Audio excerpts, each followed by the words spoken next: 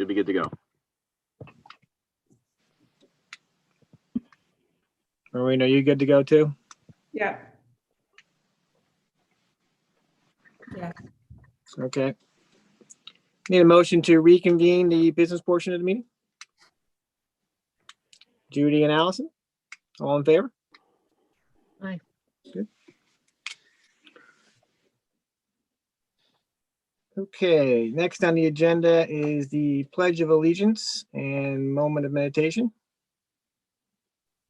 Tonight, please remember in your thoughts Loretta McCarthy, retired art teacher after 20 years at the Goshen High School, and Alberta Kelsey, retired Title I teacher at Scotchtown Avenue School. Then I'll stand and I'll lead the Pledge of Allegiance for everybody. I pledge allegiance to the flag of the United States of America and to the republic for which it stands, one nation, under God, indivisible, with liberty and justice for all.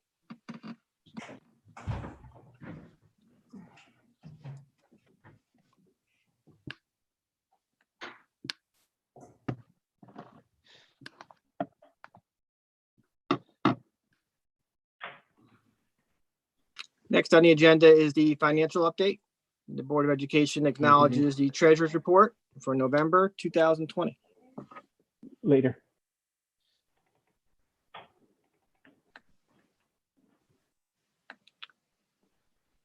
Next on the agenda is a special tenure appointment for Mr. Jason Carter.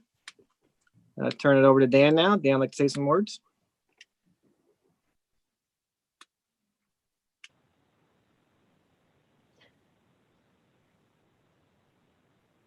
Is Dan with us? Dan?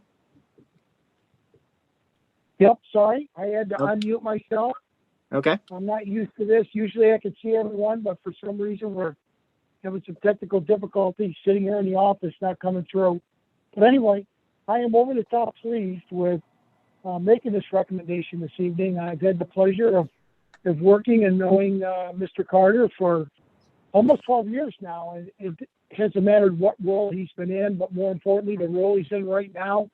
And that's what we're speaking about. Mr. Carter's done an outstanding job.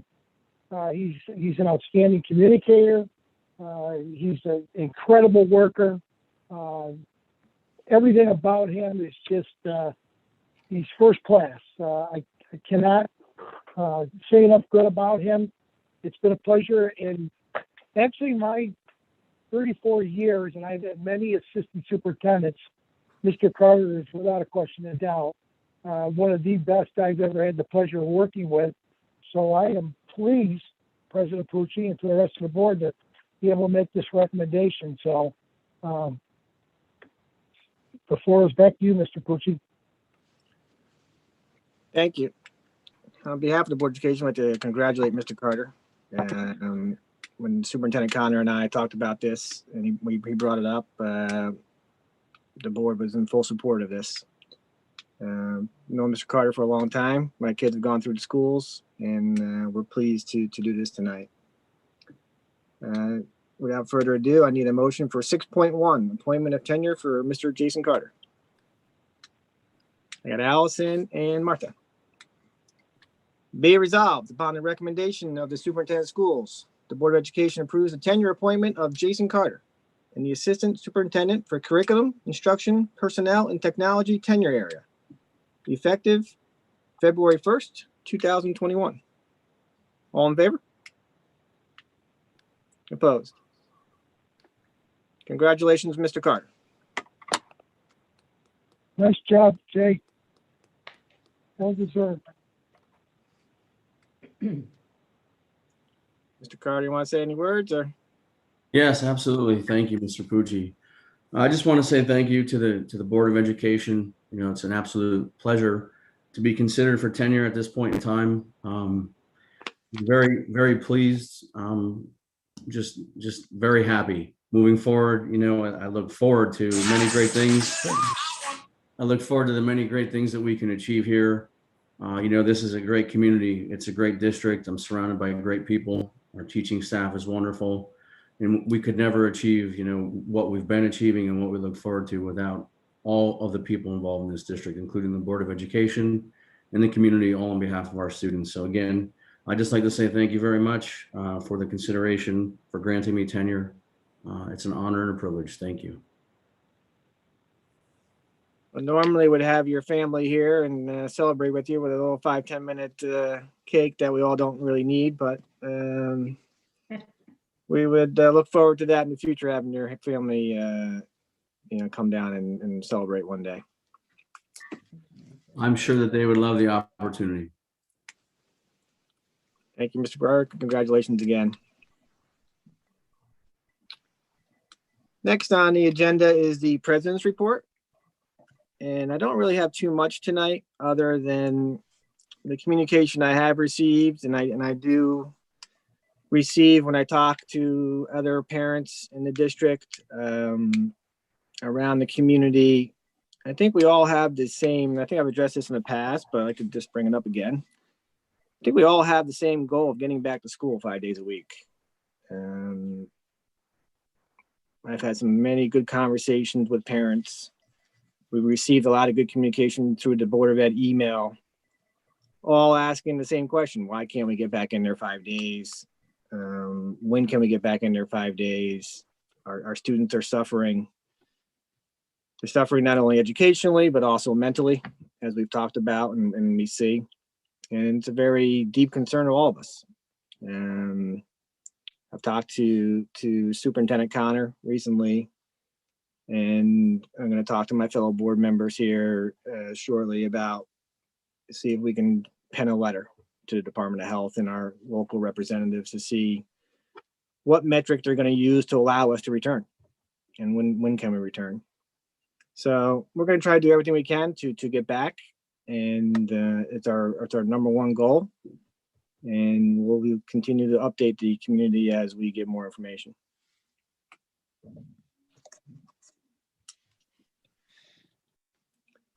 Next on the agenda is the legislative update. Martha Bogart. Yes, this Wednesday I will be attending the OXPA meeting, and the focus of that meeting will be on the Capitol Lobby Day. And just a reminder, and I want to thank Maureen for sending out the schedule meeting with our legislators. And I want to remind everyone that all board members are indeed welcome. We have 5 appointments that, over the next few days in February. And hopefully some of you can tune in, I guess you might say. I also want to comment briefly on obviously one of the things that the lobby day would be focusing on. And the governor's budget would consolidate 11 different aid categories, including BOCES aid and transportation aid, into one service aid. And this would reduce the funding for next year by $393 million from what districts received this year. The governor's service aid has been called detrimental and would hurt BOCES and the component school districts. He has tried to do this before and has failed. Interim Commissioner Betty Rosa has called this move unjust and is going to be speaking out against it as we lobby the legislators. Absorbing this aid stream into one block grant, like the proposed plan, would undermine the very reasons for the creation of BOCES and will definitely not be a benefit to any of us. And the executive budget would also include reimbursements to districts through special transportation aid for the use of buses that delivered meals, instructional materials, and provided internet access points during the pandemic. And currently they are not considered aidable, but there will be an effort to make them aidable. So after I attend the 5 meetings virtually, of course, with our legislators. I will report back. And again, hope to see some of your faces popping on too. Great. Yes. Thank you, Martha. Any questions for Martha?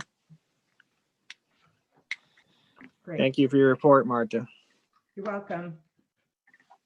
Next on the agenda is the superintendent's report. Mr. Connor. Hey, good evening, everyone. Can you hear me, President Pucci? Yes, we can. Okay, good. Before I get into my report, I would just like to concur with President Pucci.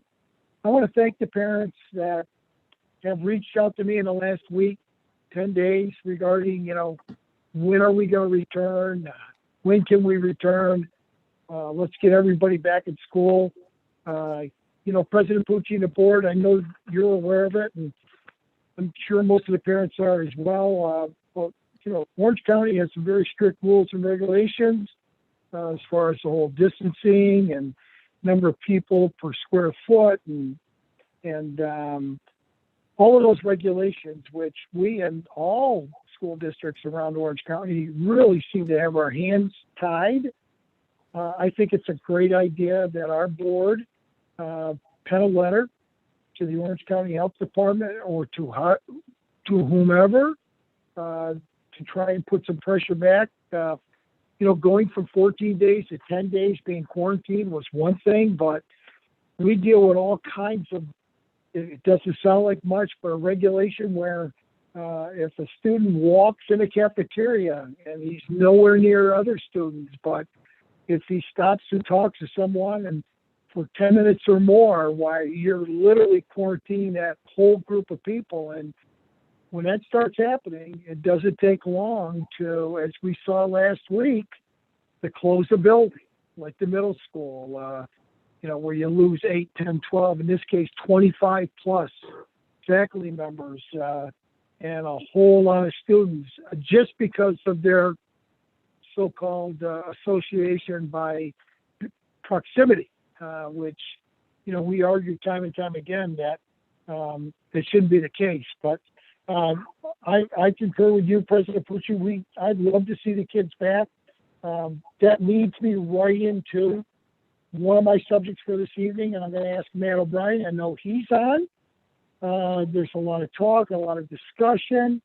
I was on with our superintendent's group today for well over an hour. We talked about the whole thing about high-risk sports. What does that mean? They were talking about high-risk winter sports. That winter season, Mr. O'Brien will speak to what that's going to entail. So, Mr. O'Brien, if you're on, could you hop in at this time and talk to all our listeners into the board about what you know and where we're going with high-risk sports? Sure, absolutely, Mr. Connor. Thank you, and good evening, ladies and gentlemen of the board. It is February 1st, and it would have been the first day of high-risk sports today, but obviously the weather did not cooperate with us. It's kind of fitting. But on January 19th, we began the low-risk sports of indoor track, ski, swimming, and diving, and bowling. And of course, we were following and are following all the latest safety guidelines and protocols from New York State and Orange County. And today, February 1st, would have been no different if we were to start quote unquote high-risk sports. The truth is we've been preparing for weeks to make sure that today would have been a smooth transition and a proper transition to high-risk sports. And I just want to assure you that all of the latest safety guidelines and protocols dictated to us by the local and state health authorities will be followed. The challenge really is keeping up with them as they become available to us, because it seems like every hour almost there's new information that's given to us.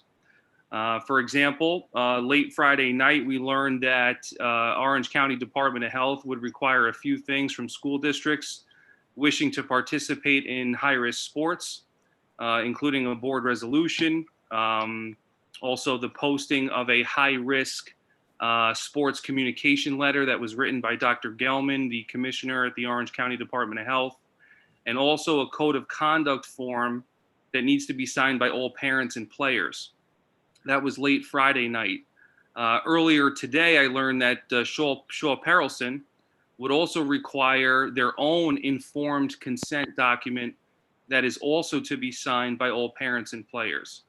So those items are in place for the first day of practice, which it looks like hopefully will be Wednesday for us if we're back in the building on Wednesday.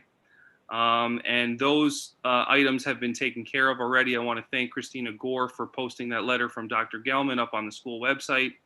And again, I assure you that as things change, we will stay on top of it and make sure that we're doing what we're required to do by our health authorities to keep everyone as safe as possible. We have a number of safety guidelines in place for both our low-risk sports and our high-risk sports when we start those up on Wednesday, hopefully. And those safety guidelines include, but they're not limited to, mandated wearing of masks, social distancing guidelines, limiting the number of individuals that are allowed indoors at one time, sanitation and cleaning protocols for any equipment that is used, daily screening protocols for all players and coaches, temperature checks every day for coaches and athletes who report to practice, a very limited use of the locker rooms, which we're not even referring to as locker rooms now. They're known as changing rooms. And it's simply one person at a time can use the locker room to change, and then they bring their stuff out. And also procedures for before and after practice, and there's more. Thus far, our registration for low-risk and high-risk sports look good. And we look like we are ready and can field modified teams as well, which is encouraging because I wasn't sure with a lack of transportation and also with everything that's happening, whether or not we'd have good numbers at the modified and JV levels, but they do look good. And all systems are a go for our high-risk sports of cheerleading, basketball, and wrestling. Unfortunately, there are some schools in the area who have elected not to participate in some of the lower level sports. But I am glad that we are able to offer that to our kids who have missed out on, quite a bit, and give them an opportunity to return to normalcy and get back to what it is that they really enjoy doing. Lastly, folks, I'd be remiss if I didn't thank our coaches for being so flexible and adaptable and really and brave, really. They're the ones who are getting all this information by the minute as it constantly changes. And they're the ones who are going to go out there and execute and make everything happen the way it's supposed to. So I owe them all a huge thank you, including our athletic trainer, John Reardon, who's been fantastic through this whole process. And I also want to thank Mr. Freeze, Mrs. Wells, from Buildings and Grounds and Transportation for all the work that they're doing and all their people there in the department. This is the first time we've ever had to navigate something like this, and it is very difficult and it is challenging at times, but I want to thank them for kind of getting it all done together and going through it the first time. So having said all that, I'm very confident we can achieve a successful winter season and a safe one, most importantly, from now until March 1st, at which point we are scheduled to begin on March 1st, the fall season, which consists of all of our fall sports. And that will last until April 19th, where we will begin our spring season on April 19th. So, of course, as new information becomes available, and it often does, I will keep you informed. And I just want to thank you for your support of athletics, even during such an uncertain and chaotic time. A little later on, I'll go into some detail about the proposed budget for athletics for next year, but I do want to thank you in advance for seeing the value and the importance in athletics and how much of an impact it has on our kids and their experience here in school. So thank you. Well, I just want to add too that in our conversation today, it appears that there are about 11 school districts out of the 18 that are going to do or try and offer modified JV and varsity. I think that's a pretty good number. There's just so many concerns out there with such a short winter season. This could, with the slightest outbreak, a team could be put on the shelf for anywhere from 10 to 12 days. And if 10 days happens while it's only 4 weeks to start with, it's such a short season. But I am thrilled that our kids and our community will have an opportunity to at least try and get some level of competition. And I got my fingers crossed, and I'm hopeful that this thing will really materialize into something even bigger and better for fall too. And spring, of course, will be outstanding as well. So, but thank you, Mr. O'Brien. I'm sure there might be some questions. Back to you, Mr. Pucci. Yeah, I got just one quick one for you, Matt. There was talk about there, and I didn't see it in Dr. Gelman's report about weekly testing or anything like that. I know that rumor was out there, so that's not in the letter I saw. Is that accurate? That's accurate, Mr. Pucci. They did stipulate that, at some point down the road, Orange County may require testing for student athletes and coaches, I believe, but that point in time is not here yet. And so we are not required to do that yet. Last week, Ulster County's Department of Health came out with their own kind of set of guidelines and requirements. And it looks like Ulster County will be required to do that, to do testing. But as of right now, Orange County is not. Thank you. The other thing too, if I may jump in, the other thing that was discussed around the table is, and it looks like each county's pretty much going to stay home. I don't know if you covered that or not, Matt, if your group has heard that, but Orange County pretty much stayed Orange County, Ulster to Ulster, Sullivan and Sullivan. Not a lot of traveling between counties, and and there are some school districts, quite honestly, the big districts just said, we're going to do like an intramurals. We're not going to go anywhere. We're not going to bring anybody here. So, but I'm thrilled that we are going forward with what we have. So, thank you. Any other questions or? Want me to keep going, President Pucci? Yeah, you can keep going, Dan. All right, thank you so much. Like I said, we've had a number of superintendent meetings in the last, 4 weeks. It seems like we're on almost every day or every week for sure, once a week, and discussing just about everything from, we talked a lot about sports, but mainly about ELA and our 3 through 8 testing, and also what are people doing as far as gap programs, trying to catch people up. I have a great group of colleagues that I converse with almost on a daily basis. Brian Moynihan over at Menacink and Jan down at Florida. And there's so many good friends out there that it's easy to pick up the phone and bounce things off of folks. So it's a great group of superintendents we have in Orange County, and it just really helps to be able to talk and discuss things with people. So anyway, that being said, that's my meeting or my part of the meeting. So I'm sure we'll have questions, but we've got a long way to go. So I'll turn it back to you, President Pucci.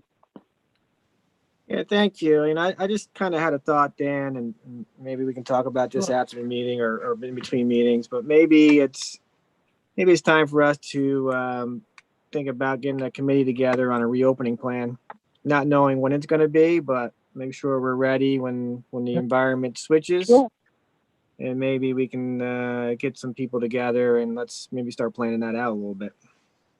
Yeah, that's a good idea.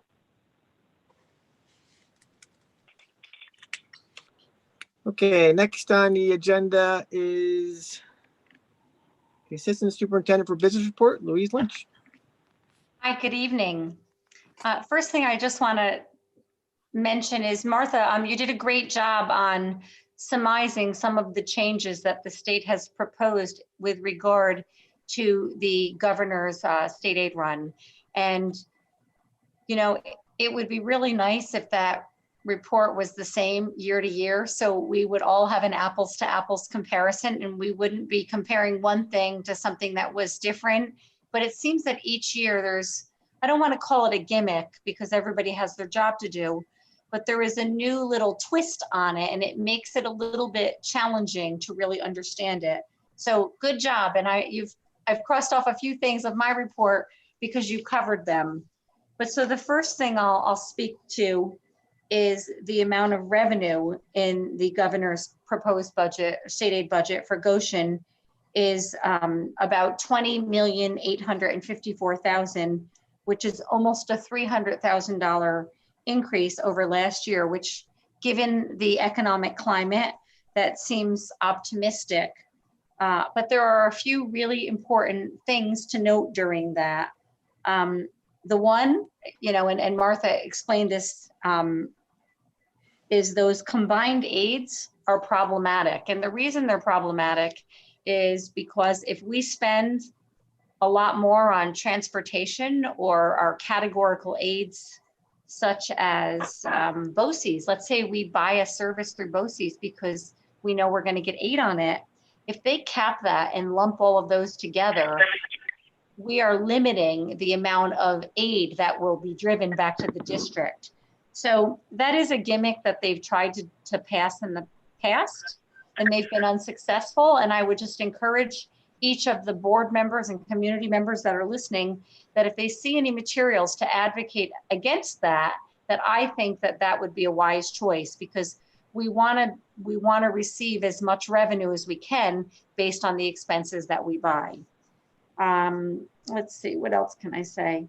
Oh, the other very notable thing in the governor's run, and this is something that I've not seen ever, is they are adding in and subtracting out. So it's a zero net effect, but this is the first time we are actually seeing star revenue in the state aid run.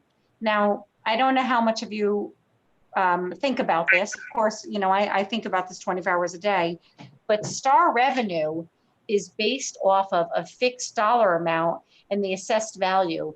And people who live in Goshen that take the star exemption, if they get a deduct on their tax bill, the district actually gets star revenue for it. It is not state aid, it is state funded, but it is not state aid. So it's concerning to me and all of my colleagues that they're showing this on here, because we're not sure why. And we're concerned that it might mean something coming down the pipe. So again, if you're out there and you're doing any advocacy or you're hearing anything about it, this is a hot topic amongst the business administrators right now that we're paying close attention to, so that nothing kind of gets slidden in there without us understanding the full impact of that. Okay, so the next thing I wanted to mention, before I go on, the other thing that's really interesting about the state aid run, if you've had any time to look at it, and of course I'll cover this as we go on with our budget presentations, but there is a big shot federal amount lumped in here, and that number is $2,750,000. It's a lot of money, and again, while it seems great and it's helping us get revenue for 21-22, it's very concerning, because when I look at 22-23 and 23-24, how will that one-shot federal stimulus amount hit future years, or will it look like a reduction because that will dry up? So that's another area that we're really closely monitoring. On the positive side, all along we have heard since over the last 12 months that there's going to be a 20% reduction in state aid. And what we learned and we see in print now is that proposed 20% reduction in state aid, which impacted both the 1920 year and the 2021 year, we did not budget for the loss in that aid. So it's kind of been on the shelf out there, where we thought we may have a further reduction. We've now learned that will only be limited to up to 5%. So that's good news. To be honest with you, I want all of that aid. I budgeted for all of that aid, but at least now it's gone from a 20% to a potential 5% reduction. And I'm hoping that will turn into a zero reduction. As we lead into our budget presentations a little bit later tonight, I want to speak about some of the good news, and some of the good news with relation to budget has to do with employee benefits. And there's been years where we've seen these rising at a really high rate. We have enough budget challenges this year as a result of COVID expenditures and some other things. But the benefit rates are relatively flat. And that's really good news for Goshen and the surrounding districts as well. The one benefit rate that I'm very concerned about is unemployment, because there's been some volatility with that. But we do have a reserve for that, and we are managing that. But as for health insurance and retirement and pension costs, those figures seem to be relatively flat, the percentage rate, although they are based, especially pension and FICA are based on the salaries. So if salaries are increasing, they're increasing, but the rates are relatively flat. So that's what I have about budget, and I'm happy to field any questions on that. And I just want to let you know that as we're balancing the 2021 budget, you will see a number of budget transfers coming for approval at the next meeting. But I'm happy to field any questions on budget development or anything else. Martha? Yes, first, I want to commend Jason Pucci for mentioning the Merlin project, the Legoland, in relation to it being a rateable. And I'm really disappointed that I just learned that it was actually held off till after the March 1st. I found that very disappointing as a way of avoiding the taxes, I guess you might say. And I definitely think that we need to take a look at it. And I appreciate, Louise, your honesty about the situation. And I do hope that we are more successful in getting tax revenue next year. Well, the one thing I could add to that is, obviously, given the fact that they had anticipated opening in July of 20, now their buildings are built, and it will most certainly be a positive factor for the 21-22 budget. But it did, in essence, delay it 1 year. And, there's another pilot that they postponed for 1 year, which will mean at the end of the pilot's life, we will get it. But yeah, we all want it now. That's what it said. That's what we've counted on. That's what our financial planning has taken into consideration. So I completely understand. I find it frustrating, and, I understand. Have we ever informed the IDA of our feelings?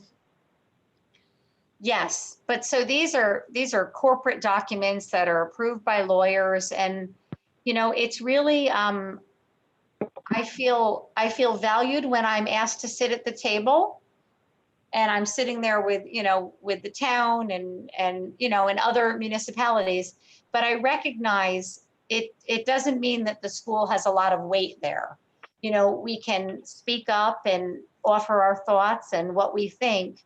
But, it's very clear that Legoland, it's not like a new development where they're building 80 houses and there's a big impact on the school. So that's also a factor when IDA is considering something like this. But I completely understand what you're saying. And I've had my own moments of being a little bit, like, wow, it felt, I don't want to say it didn't feel, it just felt like it wasn't as I anticipated it. So I look forward to getting revenue from the Merlin project as soon as possible. I'm sure others do as well. Thank you. Thank you, Louise. You're welcome. Next on the agenda is the Assistant Superintendent for Curriculum, Instruction, Personnel, and Technology, Mr. Carter. Thank you, Mr. Pucci. Once again, good evening, everyone. So on the report, the one thing that you do see listed is the APPR hardship waiver. This week, we did submit to NICEAD through the business portal, the independent evaluation hardship waiver. This is something that we do each year. Ed Law 3012D requires that we have observations completed by an independent evaluator. This is something that we consider to be somewhat of an undue burden, somewhat of a financial hardship if we had to bring someone in, employ someone to complete these independent evaluations. We are fortunate enough each year to be granted the waiver, and we also have far more than enough evaluators to get everything done. Although it is a large task, we do pretty well with it. So this is submitted through the portal. We await the final decision here. Hopefully it will be granted, and we will move forward successfully with the observation process. With that being said, the second piece to know regarding evaluations, regarding student performance indicators and so on, there are 2 waivers being considered right now at the state level. It will be discussed, I believe, at the Board of Regents meeting coming up here in early February, potentially next week. The first is really important for us. NICET is considering the cancellation of all state testing for the spring of 2021. So of course, this includes 3-8 testing and Regents testing. With that, there is talk that the NICET slot will be able to be administered for those English language learners who have been attending on a more regular basis, which of course only helps us to better design our program and meet the needs of our ELL students. So that is quite important. And the second waiver out there is really just seeking to eliminate the requirement to assign performance indicators of 1 through 4 to some of our subgroups in particular categories. Performance in ELA, math, and science, progress on state assessments in ELA and math, graduation rates, attendance rates, and so on. So we should know more as we make our way through February.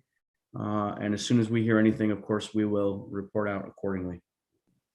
Finally, I just want to mention that our administrative team throughout the district, along with many of our clinicians and many of our classroom teachers, are part of continuous meetings with Jim Wright, as we continue to try to polish up our RTI process and our current models. We have our principals, directors of PPS, assistant director of PPS, working very hard with Jim Wright to present some high quality meetings to help us continue to evolve and design a great RTI model here in district. So we had one earlier in January, and our last meeting on January 26th, Scotchtown and Goshen Intermediate School, along with PPS, met with Jim Wright to discuss using all of the software that we've brought in as a part of classroom and tier 1 and/or tier 1 interventions, really one and the same. This is really important. There was great dialogue, great feedback. I had a chance to review all of that in transcript form, many great questions. Jonathan Redeker was also there. So again, I consider it to be a great meeting. It's a positive step forward as we continue to polish up that RTI process in district. CJ Hooker and Goshen High School, they will be meeting shortly. We're just waiting to get better organized, maybe get rid of some snow and get together with Jim Wright to have some more virtual meetings regarding the RTI process. And that is it for me at this point in time. Thank you. Thank you, Mr. Carter. Any questions?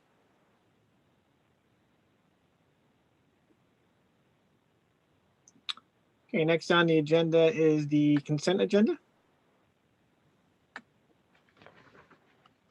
Any motion?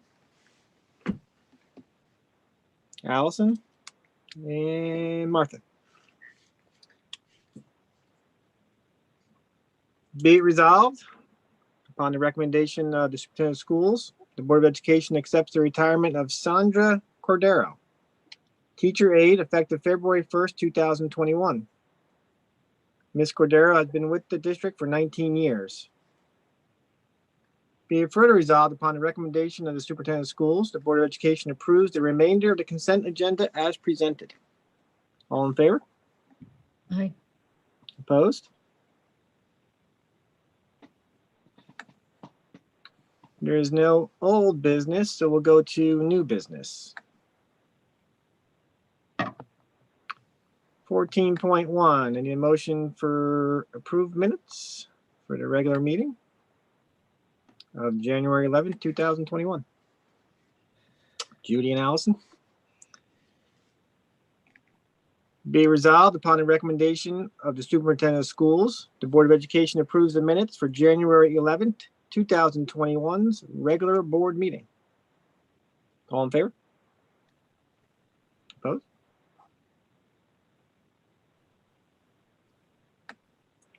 14.2, approve ratification of 3012-D hardship waiver.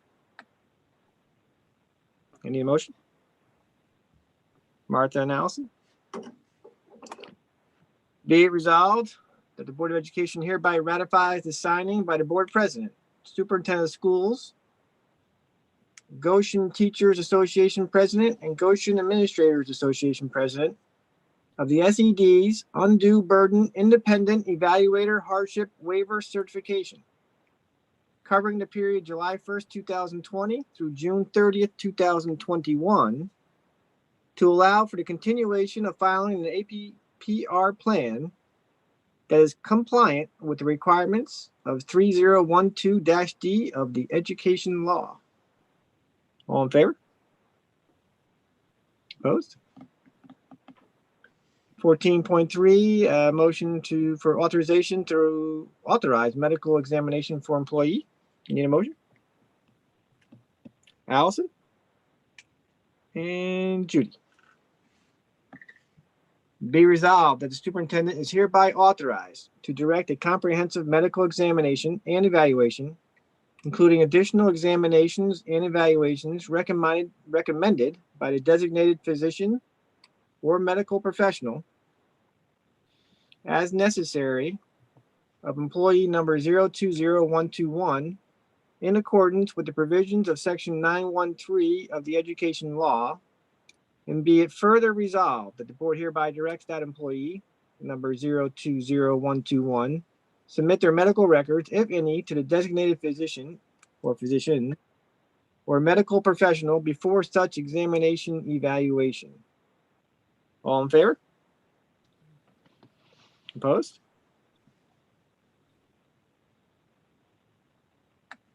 .4 approve supplemental memorandum of agreement with the Goshen Administrators Association. I need a motion. Allison and Judy.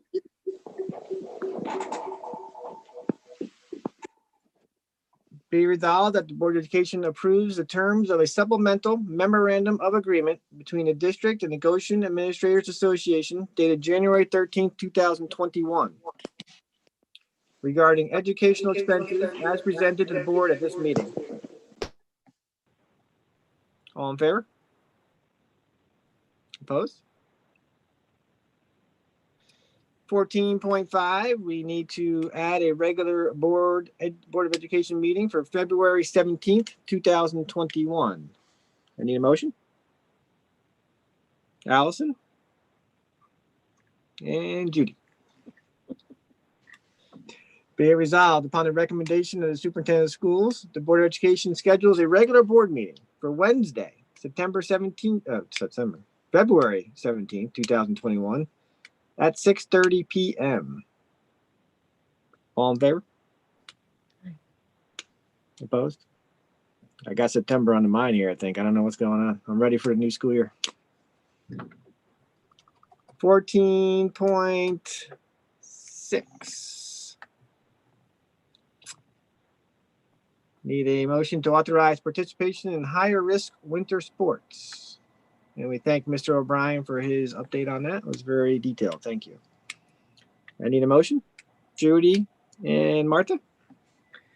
Be it resolved that the board hereby approves student participation in the following higher risk winter sports, subject to strict adherence to the guidelines and protocols established by state and local health authorities, as well as the rules of Section 9 of the New York State Public High School Athletic Association.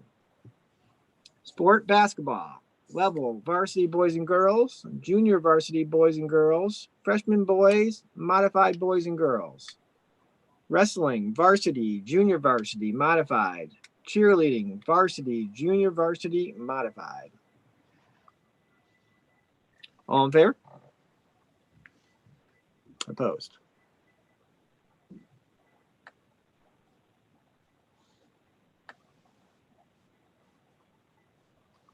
That concludes new business. Next on our agenda is the beginning of our budget season with a budget workshop. Mr. Connor? Yes, thank you, President Pucci. And a couple of things. First of all, I want to thank Matt O'Brien for the good work he did in getting that information on. A lot of work in the last, I'd say 72 hours. So good work, and especially Christina Gore, our PR gal, always does a terrific job. Also want to recognize and acknowledge great job Heather Clement did tonight as well. And also board members, you should in your packets have information from our building high school principal, Jen Martin, and she's outlined and put a lot of information in there about many of the activities that are coming down. I know she's working hard, working closely with club and class advisors to make things happen. Also, be remiss if I didn't thank Maureen Farrell, certainly for pulling all of this information together too. It's been back and forth, and her reading and looking at stuff we received from our school attorney and making sure that we got everything on that we needed to get on so that we can move forward if and when this higher risk winter sports takes place. So that being said, thank you all. Let us move to, do we have transportation? Karen Wells, are you with us? I'm sorry, I can't see you, Karen. I am here. Good evening, everybody. Aaron, this is John All right, America. Would you good. like me to share that screen? I can give it a shot. Okay, go ahead.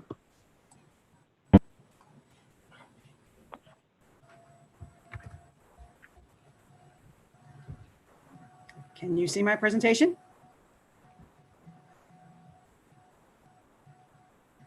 Not yet. Not yet. Okay.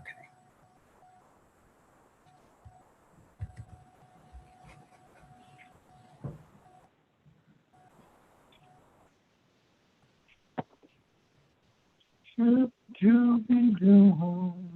I don't think it's going to work.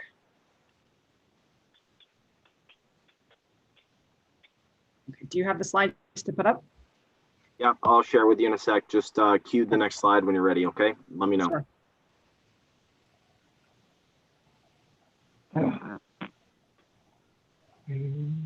Oh, there we go. Yep. Good. Okay. Oh, okay. First slide. Okay, so this budget is based on the return to a normal school year. The information that we have available is other information. When we return to normalcy, we're actually going to, it's going to be comparable to the 18-19 school year. So this screen right here is the vehicle replacement history. That just shows the proposal amount that we've put before the board in the past. And all the numbers of vehicles and the different size and capacities that we've purchased in the past. Next slide. Okay, this is the overview. The 92 buses that we have. It shows this, the year of the bus, the capacity of the bus, and the mileage that is on the bus.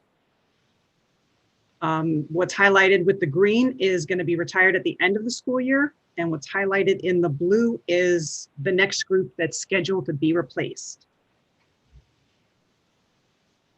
Next slide.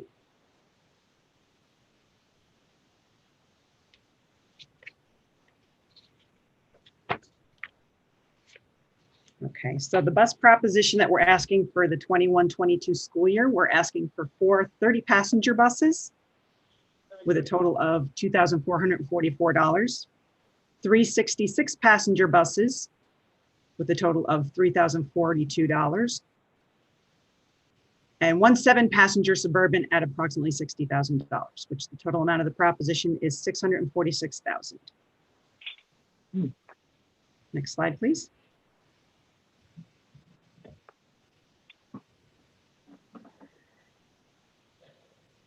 Any questions and any discussion? That's pretty good. Nicely done, Karen. Thank you. I got a question for you, Karen. Okay.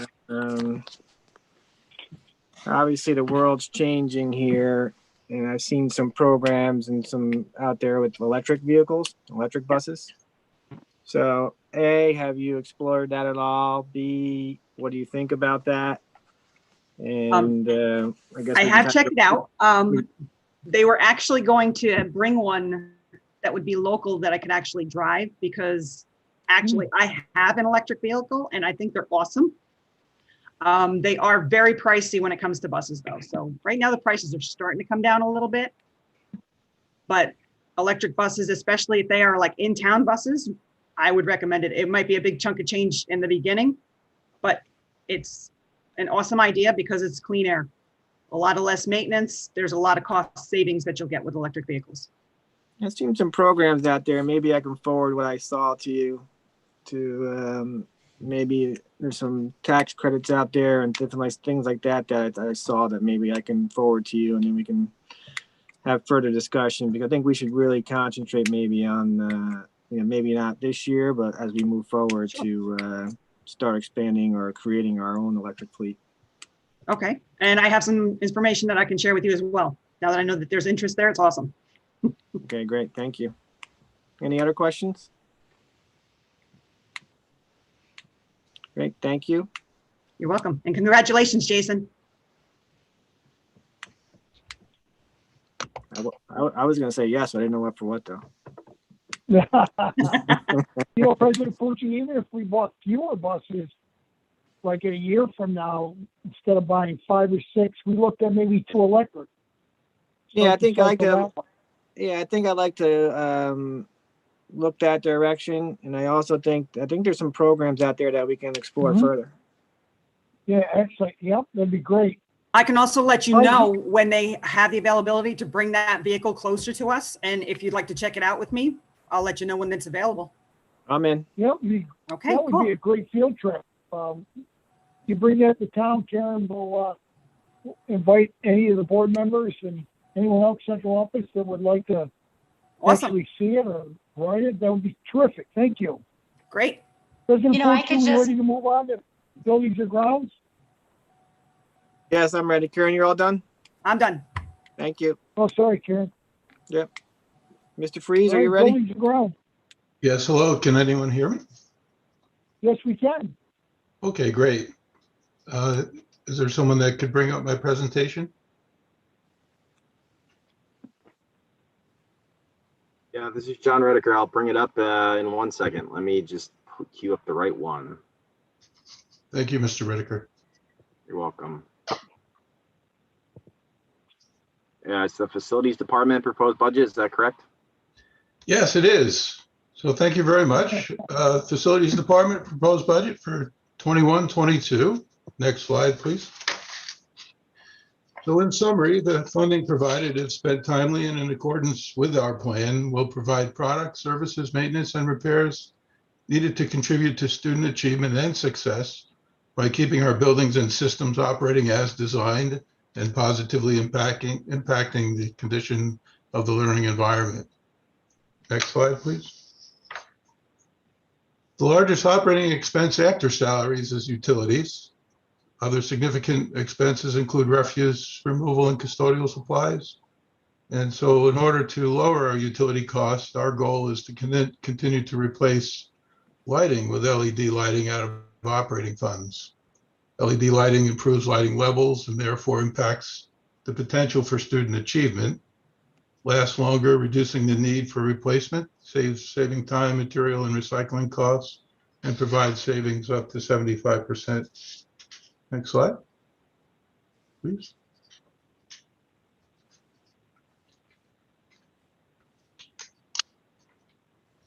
Maintenance of plan includes funding for service agreements, building maintenance, athletic and recreational facilities, and parking lots. The remainder of this presentation outlines the condition of and plan for addressing the conditions noted. Our longer-term, more expensive facility needs, some of which are discussed in this presentation, particularly when we get to roofs, is being addressed by our administrative team for future discussion with our board. Next slide, please. So both the operation of plant and maintenance of plant have equipment schedules that reflect our needs. The custodial equipment is required to maintain a high level of productivity and cleanliness. And replacement of our vehicles is staggered in order to maintain a consistent cash flow and maintain a reliable fleet of service vehicles. Next slide, please. All right, so the overall condition of our facilities is satisfactory. Most of the building systems are in good repair and the buildings are clean. There are areas of concern that we do need to address. Next slide. So I'll begin with the building envelope and roof replacements in the high school, Goshen Intermediate School, and Scotchtown Avenue School need to be considered in the immediate to 4 years. Our high school roof is old but not leaking yet. Repairs were made over the science rooms last year. The roof over the cafeteria and CJ Hooker should be evaluated. Roof replacements are expensive. They require time to procure and most likely require funding through bond and voter authorization. In certain cases, the district can declare an emergency. However, I don't believe our situation warrants that declaration. So we're going to address patching of the roofs in this budget, but replacement is not in the budget. Continuing with building envelope. So we have window components. We're talking about jam liners, balances, et cetera, that are increasingly in need of replacement in Scotchtown Avenue School. So we have some windows that don't operate, and we have to take them out of service, meaning asking the teachers not to open them so that they don't fall and hurt somebody. So we are searching for a company, and I think we have found somebody. We had somebody out last week that can provide these parts. If we are not successful, we'll have to replace the windows. So the parts and repairs are addressed in the budget. So service and mechanical room doors, they're beginning to deteriorate, from ice melt and salt. They start to rust and just deteriorate at the bottom. So most notably in the high school and Main Street buildings. So we plan to purchase and replace these doors and frames on a rotating basis. We'll do 1 or 2 per month in-house. The doors and replacement are addressed in budget. And then there's areas of staining as evident on the exterior of several of the buildings, mostly on elevations that don't get sunlight. And so we're going to address the cleaning and maintenance in this budget.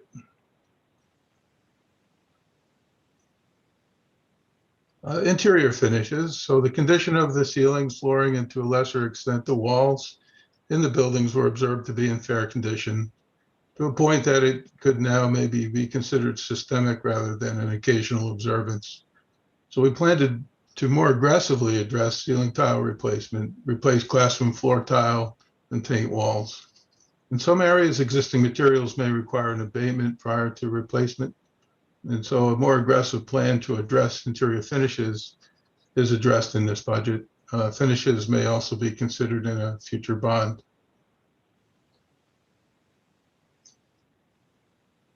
Mechanical, we're seeing frequent emergency repairs on our steam boilers in CJ Hooker building and Scotchtown Avenue School. So those repairs mostly are the tubes that are leaking, and we have to call in a company to pull the tubes out and replace them. So we plan to begin replacement of the tube bundles on a staggered basis so that the tubes are replaced in these boilers over a 3-year period. This way we replace them all. Once they start going, then they're all going to go eventually. So that may be in budget, but it depends on the cost, and that'll be determined once we get the price. Electric panels in the kitchen at CJ Hooker and the band room closet at Goshen Intermediate School require replacement due to obsolescence. We'll address this in our budget. And then security cameras are beginning to fail, suggesting that a programmed replacement be considered district-wide. So we plan to purchase cameras on contract and replace in-house over the next several years. And we'll work with Jim Starrett on that. Camera purchase is addressed in the budget. And then our parking areas, they're in fair condition district-wide. There's evidence of some patching and maintenance, but not at a level required to prevent further deterioration. So each year, all areas should have cracks over a 1/4 inch wide sealed. Potholes and significant or failed areas should be patched. Areas beginning with the most severely deteriorated should be resurfaced. And lots should be seal coated and striped every 4 years on a rotating basis. and parking lot maintenance is addressed in the budget.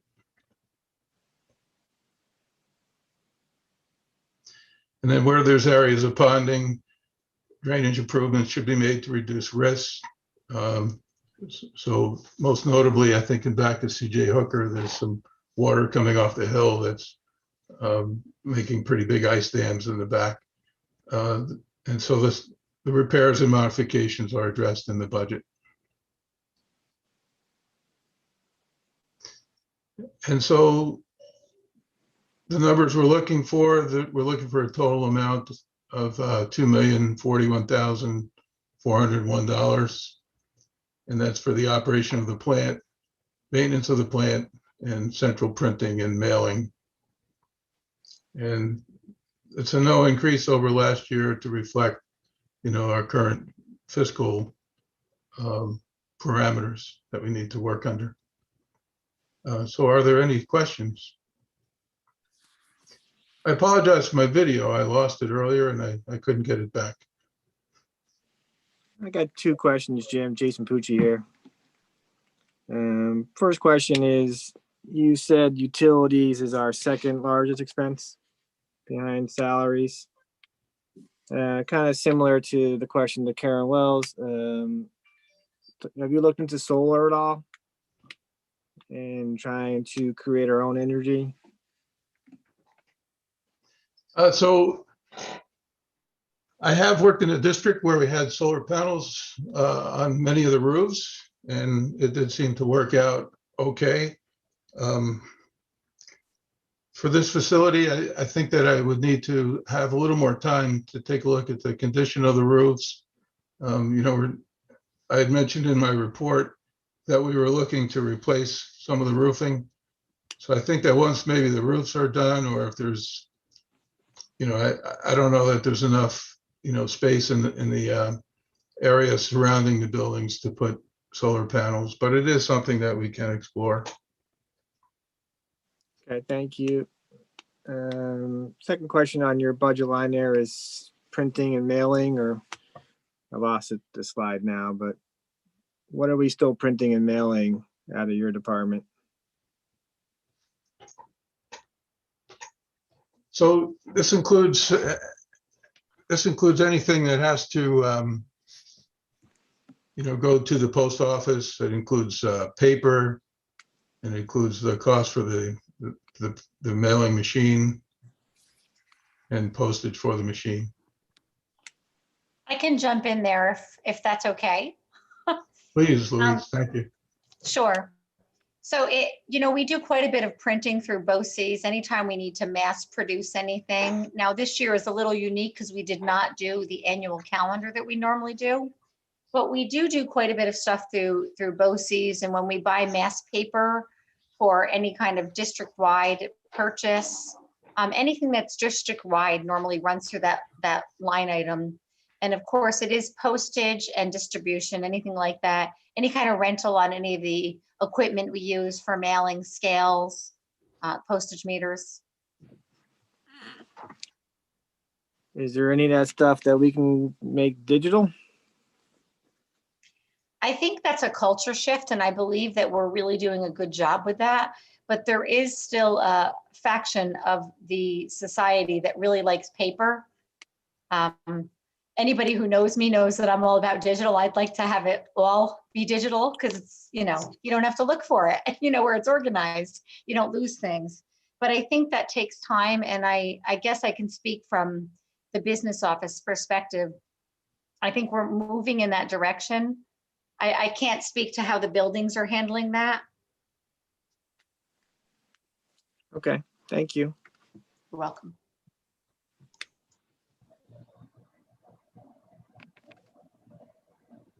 Any other questions?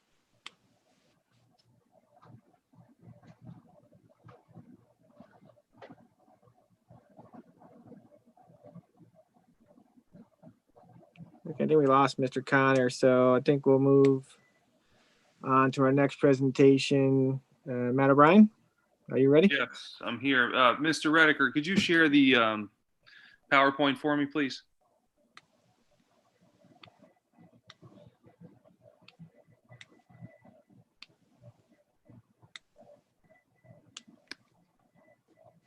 I will share it. I just have to find it. I think it was a PDF version. Is that correct?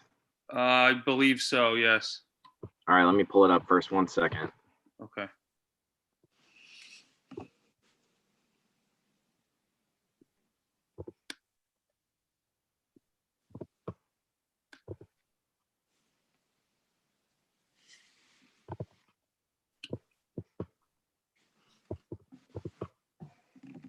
All right, there it is, Mr. O'Brien. You got it?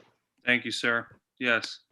All right, so hello again. Thank you guys for here for a few minutes to detail the proposed budget for athletics in the 2021/22 school year. As always, Goshen Athletics is committed to using its programs to give our athletes the tools they'll need to be successful in a 21st century world, regardless of what path they choose for themselves.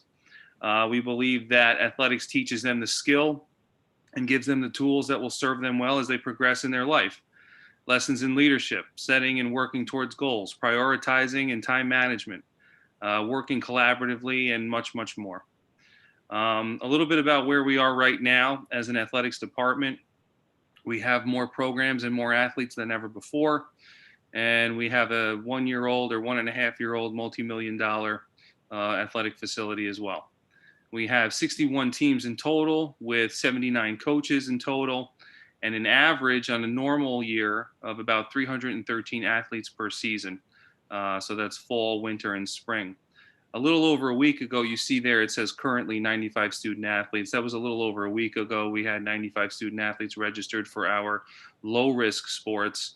But today, that number combined with high-risk sports is now over 250, 266 last time I checked earlier today. So 266 currently.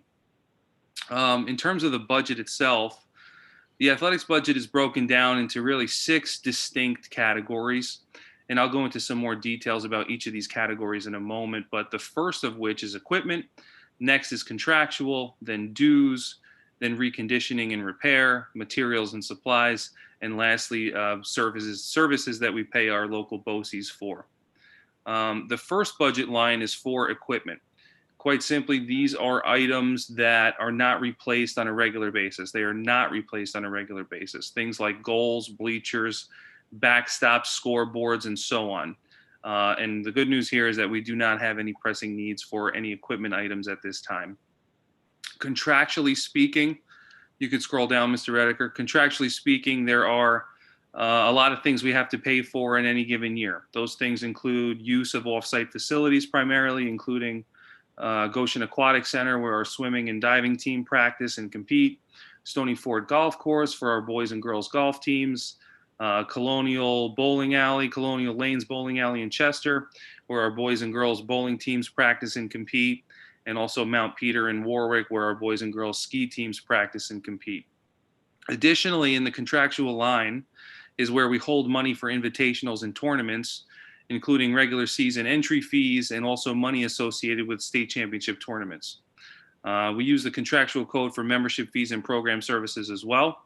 2 prime examples of some programs that we use and we have to pay for are Family ID, which is the online registration platform for parents to register their children for sports, and also a program called Huddle, which is a web-based service for our coaches that allows them to essentially record and view practices and also games as a means of self-improvement. Non-employee supervision is another area we use the contractual code for. This includes Goshen Police. Many of you have been to our home events and you see Goshen Police presence there.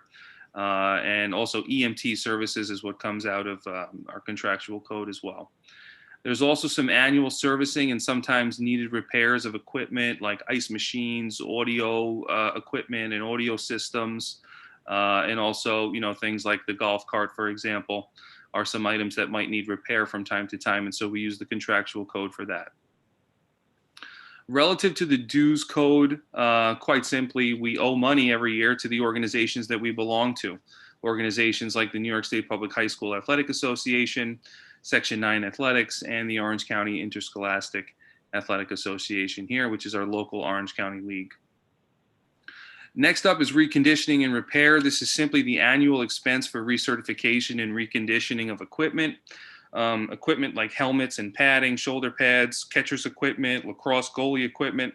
And in some cases, we even recondition materials like uniforms that might need repair.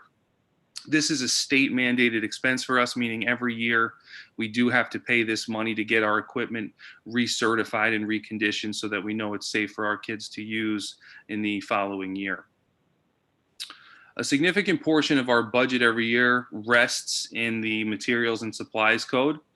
The items in this code are more expendable items that actually are replaced on a regular basis, unlike the equipment items that I mentioned earlier. Those items are not replaced regularly. These materials and supplies items are replaced regularly. And essentially, if we replace an item every year, it is likely coming from the materials and supplies codes. These are items like footballs, baseballs, golf balls, swim caps, uniforms, scorebooks, practice jerseys, polos. I mean, these are items that we really kind of reorder every single year. So that's coming out of materials and supplies, essential materials and supplies that we need for our different programs. Lastly, we have the BOCES services code that we primarily use for the services from our local OU BOCES. These service fees include scheduling services, website operation and website maintenance, and mostly coordination of officials. Almost all of this money in the BOCES services code is used to pay for our officials at our home athletic contests. Almost all of it is used to pay the officials. So lastly, if you scroll down, Mr. Redeker, ladies and gentlemen, you'll see a snapshot of the proposed budget for this year. And you'll notice a $0 increase for this year relative to next year for the proposed budget for 2021-22. And really this can be achieved just by taking a hard look at what we're spending in some areas in which we can, perhaps cut back a little bit. So there is a $0 proposed increase there for next year's budget. At this point, that concludes my presentation, but I'm happy to answer any questions you might have.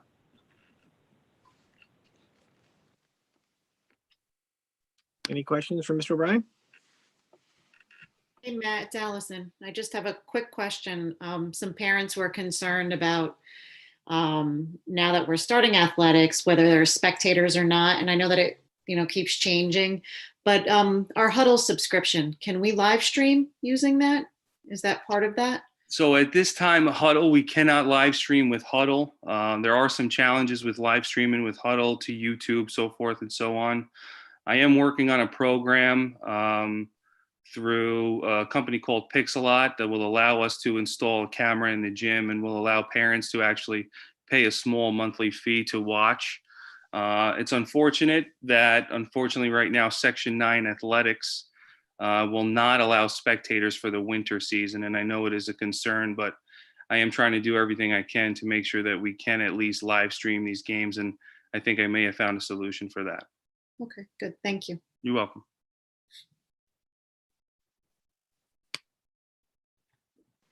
Any further questions for Mr. O'Brien? Nope, thank you. Nice job, Mr. O'Brien. Thank you. I think next is Jim Sturt with technology. Yes, thank you. Good evening, all. All right, let's see if I can get this thing going. Uh-oh, my host has disabled participant screen sharing. Can you help me out, host?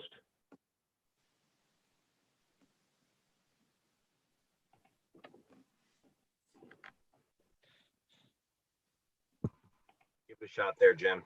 All right, yep, that looks good. Let's fire this up. Hold on.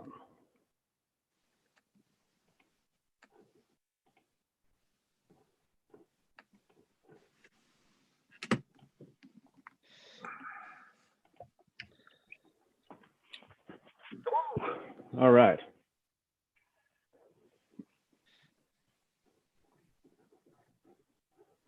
Okay.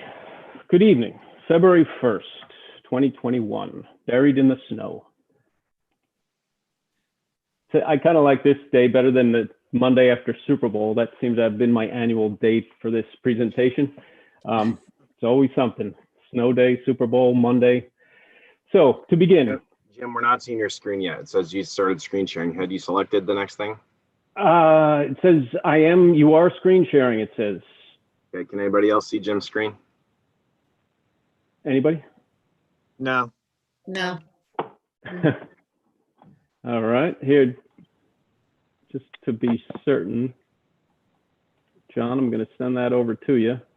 All right. It does say, it says you are screen sharing. Just try to refresh or something, Jim, or stop it and start it again. Real Stop quick. it, yeah, stopped it.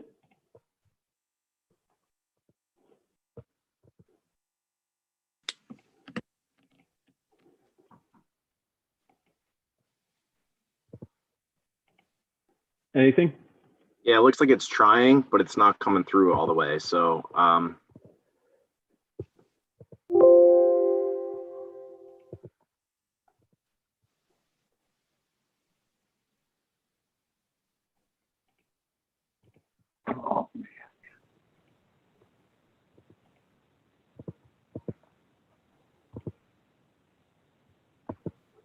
just got your document. If you'd like, I can share it in a sec. Yeah, I guess so. Not exactly sure what's going on here, but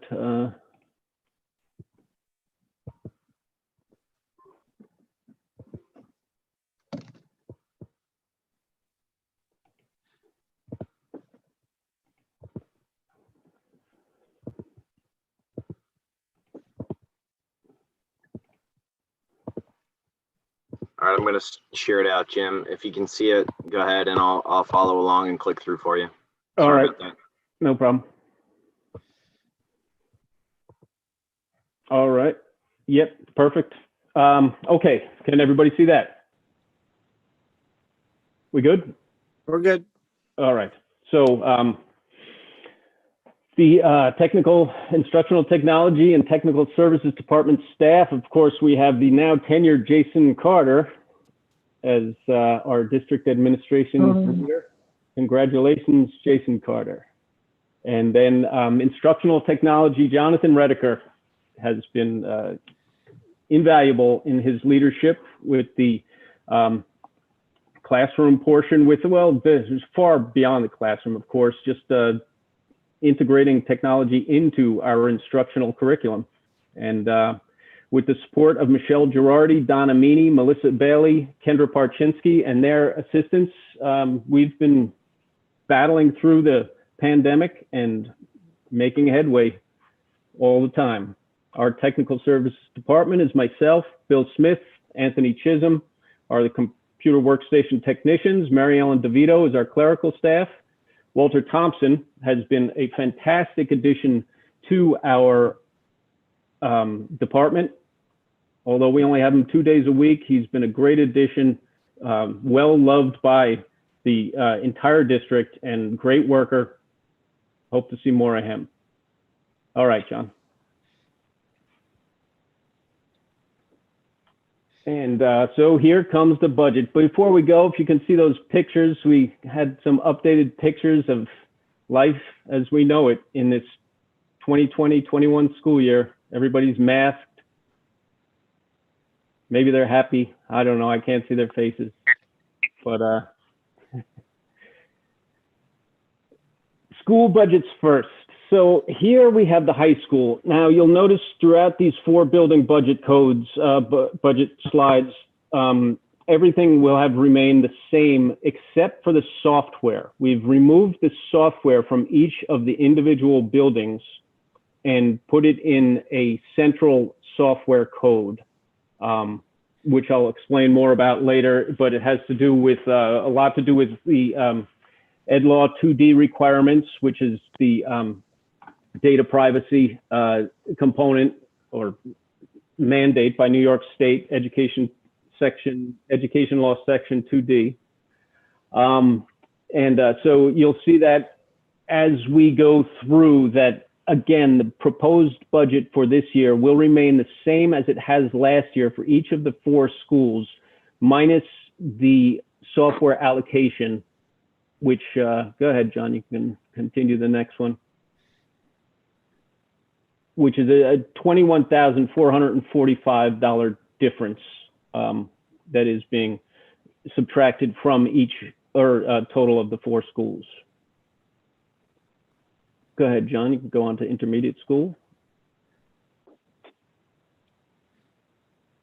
Again, the reduction in software that's being reallocated to the software, the central software code. More snips from our life. So here are what the large, or not the large, but some of the considerations, because you've seen this budget PowerPoint before, I'm sure you reviewed it, and we're going to be asking for an increase this year. So some of the considerations that we had to, that are the catalysts of this increase is New York State Education Law Section 2D compliance, which the Ed Law 2D, as we know it, is to protect against unauthorized release of personally identifiable information. And Jason, our data privacy officer, Greg Voloshin, John Rediker, and myself have been working hard at trying to get us in compliance with all the Ed Law 2D mandates. And that has required us to make new software purchases and subscriptions and bring on additional training platforms necessary to meet the Ed Law 2D requirements in an effort to protect unauthorized release of personally identifiable information. We also have vendors, an addendum that vendors are required to sign. It's a mutual agreement between the district and the vendor stating that students' personally identifiable information will be kept secure. So there's a lot of work in the background going on to make sure that we do meet Ed Law 2D requirements. Capital project legacy costs is another consideration that we have to take on. After the completion of the capital project, we now have all new network switches, a voice over IP telephone system that the telephone system had been in the buildings and grounds budget in the past, but it is now in the technology budget because it is running on our data network.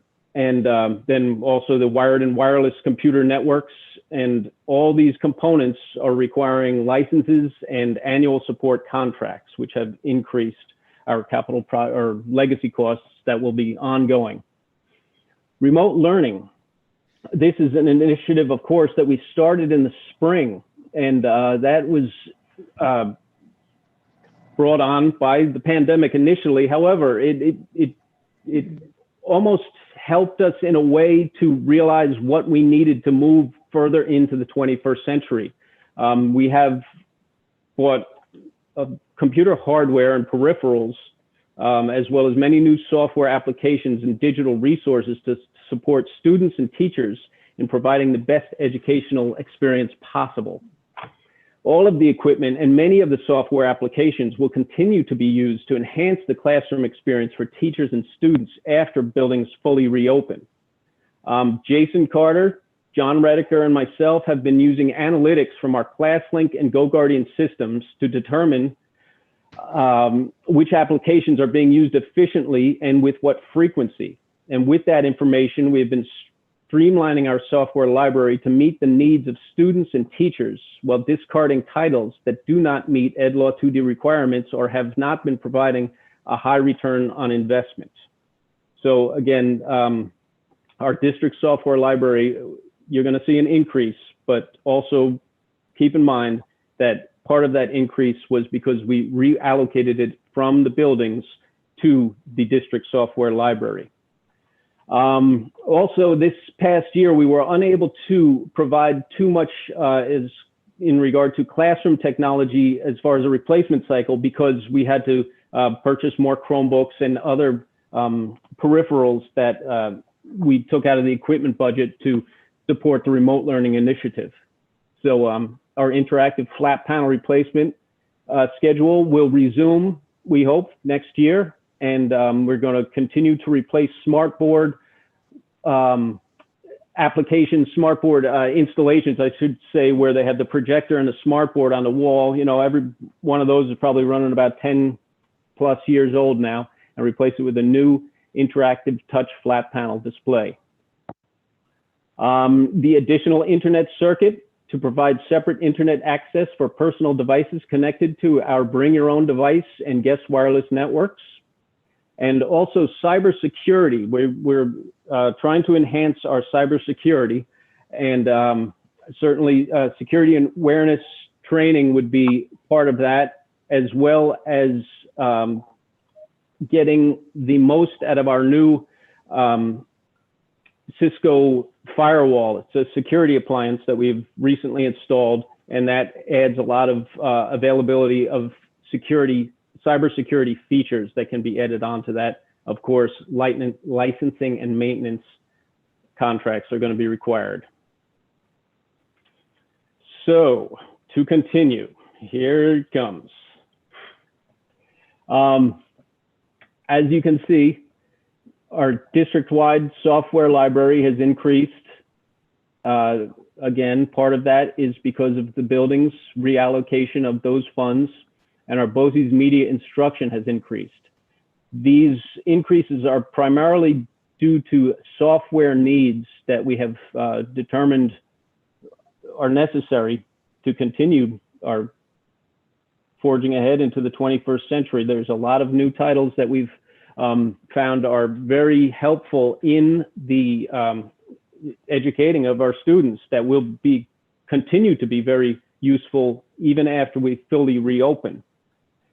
Along with that, as we researched the budget, we looked at the budget, Louise, Jason, and I were looking at the budget, and there's an annual overage in spending for the BOCES media instruction specifically for that line. So we're just trying to meet the money that we are spending before it has to be reallocated from everywhere else. That being said, Louise, if you would care to join me and maybe explain a little bit about the reallocation of funds that are going to be taken from one portion of the budget and put into this budget. I'm happy to jump in there. Thank you, Jim. Thank you. So we collectively put together a little bit of information in the news and notes that I'm sure you all had a chance to take a look at. But ordinarily, we don't increase the budget when there's like a one-time blip. You know, things are relatively constant. But the confluence of circumstances that Jim already described for you tonight has led to a continuing increase in this area as the culture in Goshen shifts. And President Pucci, I'm happy to acknowledge that you want us to be more digital.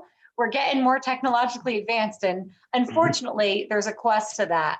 But so what's happened in the past several years is we keep shifting unspent funds through budget transfers over to the technology budget. And we are seeing a trend, and frankly, it's just time to fix it. It's not going to go away. We're going to continue to spend a little bit more here. Another example of this is, you know, 10 years ago, we bought textbooks, only textbooks, the kind you carry, and now we're buying a lot more digital stuff. And so we're seeing a shift such as that to this budget. So I guess what I'm hoping is that your vision will be broad enough to where you won't just see an increase here, you'll see some of the decreases that we've spoken about. And some of those areas in past years have come from benefits or maybe unspent funds in other areas such as utilities. As you know, we always plan for the worst case scenario when we're talking about purchasing fuel or gasoline or electricity, because there's a lot of market volatility there. But so I'm happy to field any questions, or if they're specific to products, maybe you can go to Jim Starrett or Mr. Carter, but I'm happy to answer any questions relative to the transfers in budget that have happened in the past. No? Okay. Please, John, continue. Are we saving money on the textbook side, Louise? If we're spending money on that digital side? Well, so the textbook aid is one of those categorical aids that we spoke about when we were talking about revenue. So I ensure every year that we spend that, but we're not really buying textbooks, or not as many textbooks. We're buying a little bit more subscriptions and, you know, digital manipulatives that we can use. So we are spending that money because we get 100% of that back in the next year. But and Jason probably, Carter could probably do a better job answering that. But I do know that there's a lot of different things that we're buying that are digital in lieu of, you know, the books.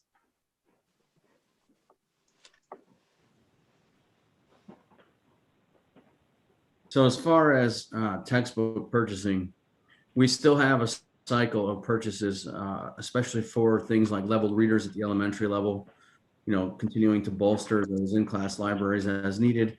There are also times where other materials pertinent to the advancement of ELA and Fountas and Pinnell, for instance, we've got to purchase with those funds. There are a lot of digital licenses, especially at CJ Hooker Middle School. High school still purchases a lot of textbooks, like actual textbook. A lot of novels that are purchased by our English department, things of that nature. So, you know, the allocation is not the greatest because it is population based. I'm sure, you know, Louise has mentioned that in the past, and we do get it all back. That's about all that I'm aware of as far as purchasing for digital materials.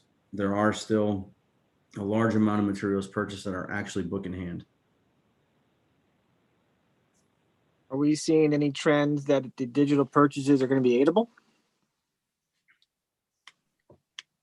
So those are considered textbook, and all of the things, you know, there's the 4 different kinds of categorical aid that's instructional. And it's also known as instructional material aid, but it's classically known as textbook aid, library aid, which is, you know, reference materials, software aid, and then hardware aid. And most of those, other than the library aid, I mean, for example, if we bought no textbooks, we could use it all as software aid or hardware aid. So there's an opportunity to shift it around, and we do that. We manage that. We monitor it closely. Thank you. You're welcome. Thank you. Okay, John, please.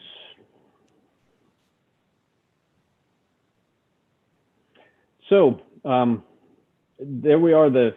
Everything else is, we're trying to, you know, be very efficient, very fiscally responsible with everything that we're doing here. And so we reduce where we can, add where we have to. And that brings us to the grand finale.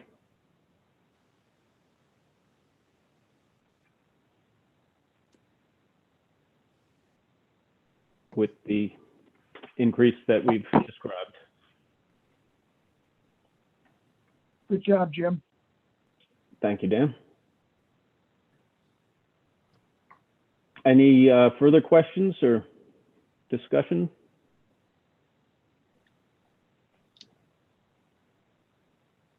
Any questions from the board? Mr. Pucci, if I might just add something, you know, as you consider the proposed increases, I think it's important to also reiterate, you know, that we went through a large purchasing cycle of software, primarily to get through, you know, the remote learning experience. But with that, we also invested a large amount of time in professional development for our faculty and staff members, our administrative team. You know, bringing in Otis, for instance, which is being widely used at a very high rate.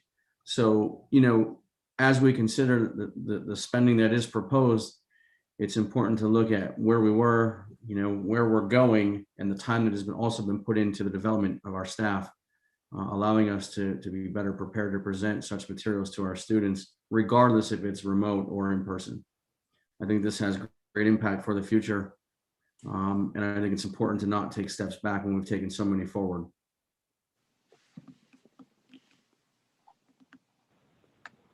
Great, thank you, Mr. Carter. Yes, thank you, Jason. All right, that Thank you, concludes. Jim. All right, President Pucci, that concludes our presentations for the budget tonight. Okay, thank you, Mr. Connor. And thank you, everyone, for their presentations. We appreciate it.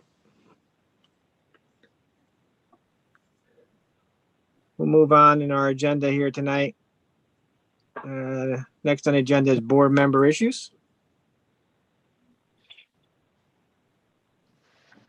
Looks like we're good there. And, oh, Judy? Can you hear me? Yes. I'd just like to add my congratulations to Jason Carter. Jason is a very valuable employee for us, and in addition to being a fine human being, and I'm really, really happy for him that we were able to proceed with his tenure tonight. Congratulations, Jason. Thank you very much.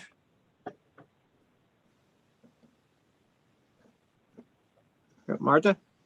Yes, I'd like to join Judy in congratulating Jason.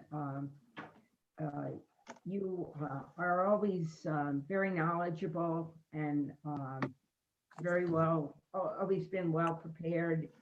And I've learned a lot from you, I know, about curriculum areas. And congratulations, we're very fortunate to have you in our district. I feel very fortunate. Thank you. Well, I can't be the only one. I just want to say congratulations. I was actually going to call you, but congratulations, Jason. Well deserved. Thank you very much. Welcome. I feel like I share in getting all the accolades, Jason Carter. When I hear Jason, I hear all these great things. I think about myself a little bit, Next on the agenda is we need to go into executive session. I need a motion to go into executive session. Allison? And Judy. Be it resolved, the Board of Education will enter into executive session with the intent to not reconvene the business portion of the meeting for the discussions related to negotiations. All in favor? Aye. Opposed? Thank you, everyone. Thank you for all the presentations tonight. And everybody be safe, stay warm, and we'll see you soon. James.